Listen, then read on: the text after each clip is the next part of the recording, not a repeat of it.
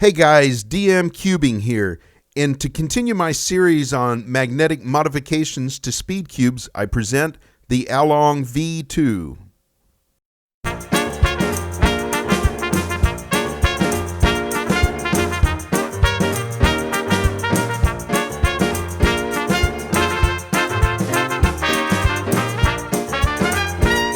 Hey guys, here's my do-it-yourself tutorial on how to make a magnetic Aolong V2. A couple of points here. First, I used N48 grade 4mm by 2mm neodymium magnets.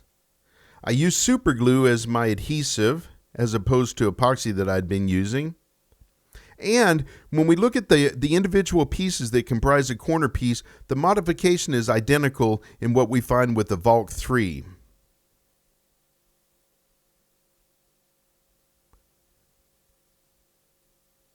Looking at the edge piece, it's a two-piece construction which easily pulls apart with very little effort. Here's the piece.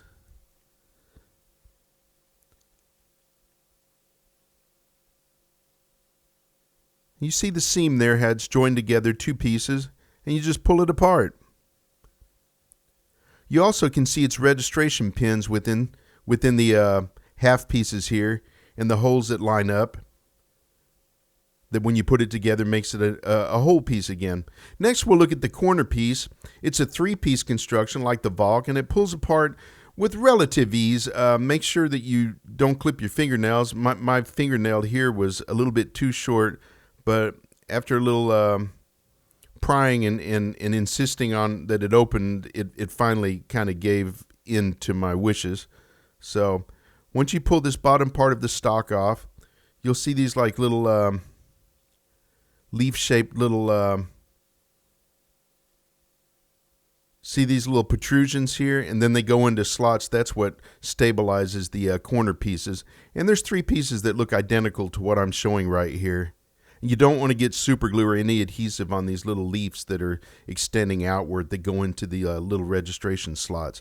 Next we'll look at the edge piece. The bottom left that you'll see in this picture is where the magnet will be glued. I also like to use, well, I call it a helper magnet. It's the magnet that will hold the first magnet into place. You'll see it on the left exterior side of the edge piece.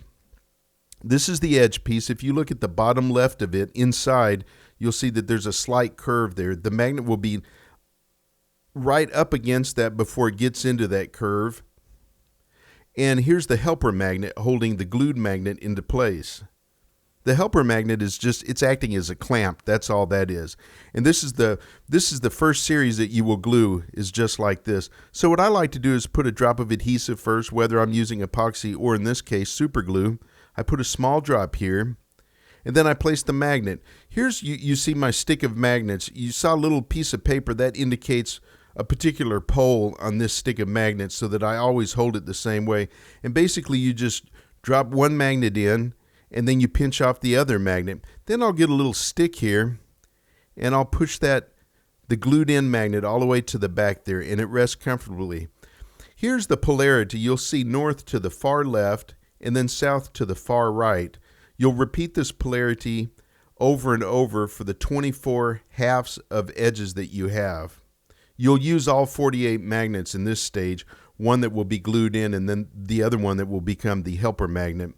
And here's another way that you can kind of help the glued in magnet. You can just kind of push it on the side if you're using epoxy. If you're using super glue, you have to be a little more aggressive and probably use a little wood stick.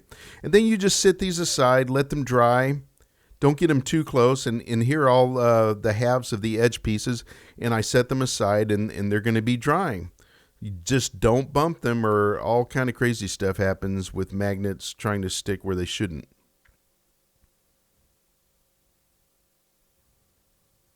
And it's break time. Now it's time just to let the pieces dry for several hours, really depending on what glue you use. You know, go take a break, go for a walk, have lunch, or practice your algorithms. And once the glue's dried and hardened, you can go on to this next step. And what we're doing here, we're gluing the interior corner piece magnets. So we're removing the magnets that were the helpers, and now those are going to be glued on the interior. Here you see me putting a drop, see that little drop of super glue on a corner third piece. And here's video, just put a little drop there. You want something underneath the magnet. Just don't stick the magnets in there and put the glue on top. Now watch this. See, you cover the edge piece with your thumb, and then you just drop that other magnet in there, and it'll fly right into position. You use a little stick to kind of dab it in there, and it will hold itself. Here I'm faking gluing this. I really wouldn't do it that way. I'd be more meticulous. But once that magnet's into place, put another nice large size or good size drop on top of the magnet to really make sure that it creates a good bond. And here's a still photograph of the same process, and then here's what it looks like once the that drop of super glue is put in place. You can kind of see it there. And here's all the pieces, all cube pieces here, set out and lined up and drying. And I used a Gorilla brand super glue. It's more of a gel type, so it takes a long time to cure. Maybe 3 or 4 hours the first phase, and then 3 or 4 hours the next phase. So it's break time again. So let these pieces dry for several hours, again, depending on the glue you use. And you can go take another break or go for another walk, have a little snack, or you could practice even more algorithms. And then once this glue's dried and hardened, you can begin to reassemble the cubey pieces, putting together all the halves and thirds of the corner pieces. You could set your spring tension, reassemble the cube, and then lubricate it.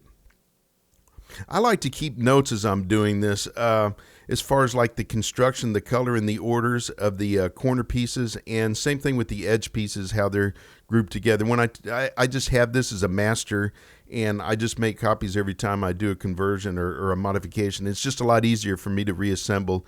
And here I'm doing my Aolong V2. I'm down to the last few pieces, and I used Hetman lubrication again. And then it's time to kind of work this in. You see the perfect alignment of this cube, perfect alignment of this cube. It's amazing. So, hey, go enjoy your cube. I hope this tutorial's been helpful, and hey, happy cubing.